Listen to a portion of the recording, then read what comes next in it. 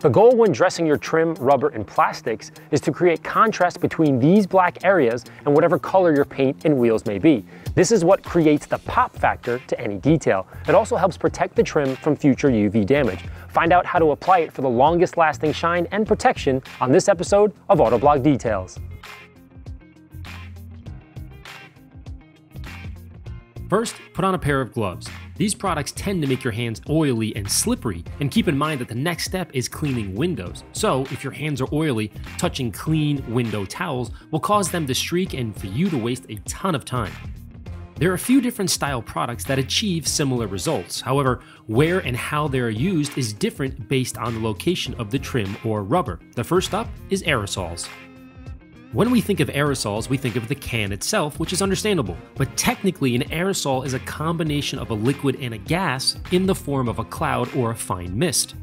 Or said another way, an aerosol is a fine mist of liquid or lots of solid particles evenly dispersed throughout a gas propellant. When the trigger is pulled, the pressurized can releases the propellant and the dressing or the air freshener or the paint or the hairspray. You get the idea.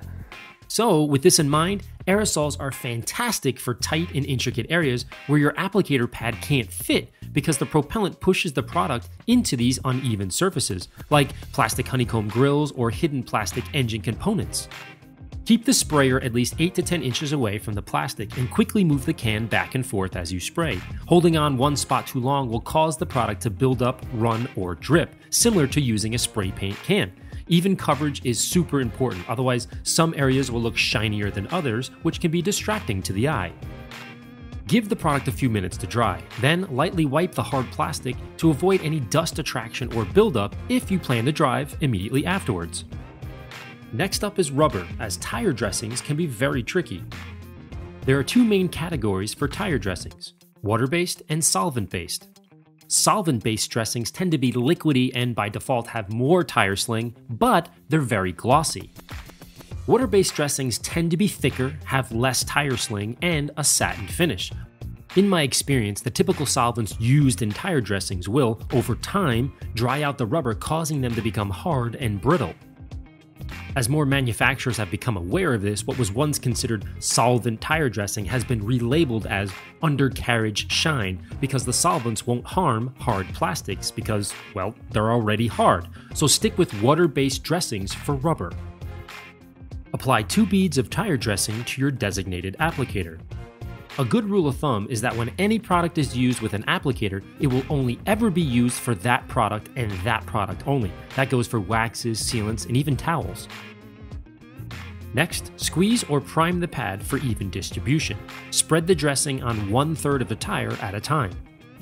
Work the applicator from side to side, then up and down to get into the tire's designs and the letters or numbers of the model tire you're working on. Repeat this same process for the remaining 2/3 of the tire. I store my applicator in a plastic baggie to avoid a mess when I'm done, but even more so because the foam has a ton of residual tire shine remaining that allows me to only add a quick squirt of my favorite dressing to reactivate the pad.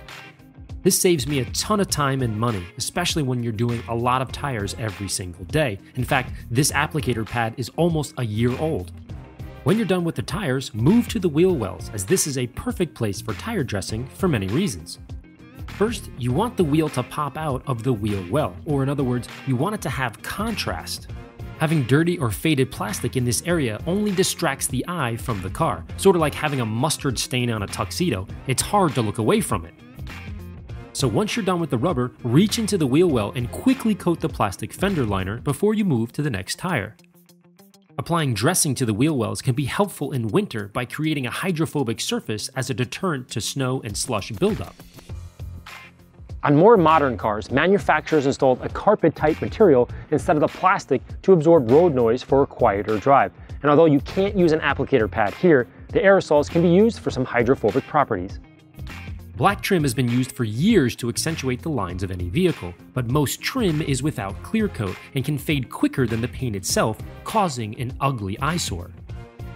There are 3 commonly used products for faded trim. First is to continue using your tire shine after completing the rubber and wheel wells. This is quick and easy and will last a decent amount of time with a satin finish.